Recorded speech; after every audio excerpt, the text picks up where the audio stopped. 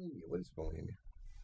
Bulimia is another type of eating disorder where a person consumes large quantities of food and get rid of the food that they've consumed by either purging, throwing up, excessive use of laxatives, excessive exercise.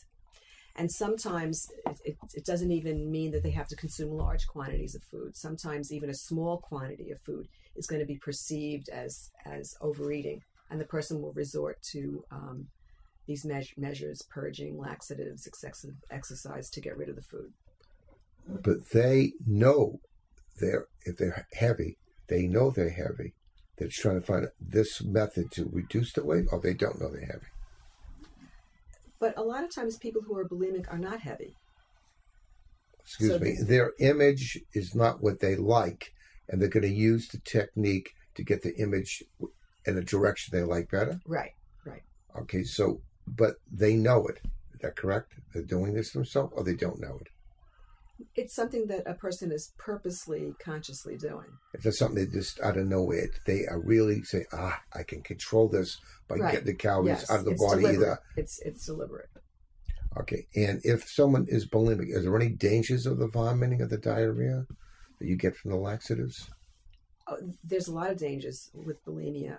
Vomiting can cause dehydration. It can cause changes in potassium levels. There can be damage to the esophagus as a result of purging.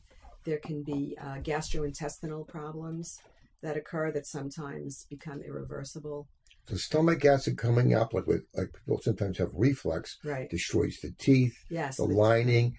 And if you have acid against a healthy area like esophagus, you could probably have damage and maybe have a higher risk of things like cancer down the road. Yes, absolutely.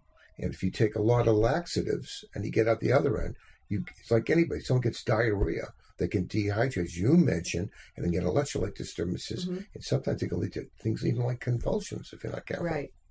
So it's not something you do, and it should be warned not to do. And if these things were very successful in getting people to, there would be a doctor that would never be heavy. They would use these techniques, so they would know about these techniques. And we do have some heavy doctors now and then, don't we? Unfortunately, yes. So it's not a method that you really should go to. Is that correct? It's not a successful method actually in reducing weight. People think it is, but it's not an effective method of weight loss or weight maintenance.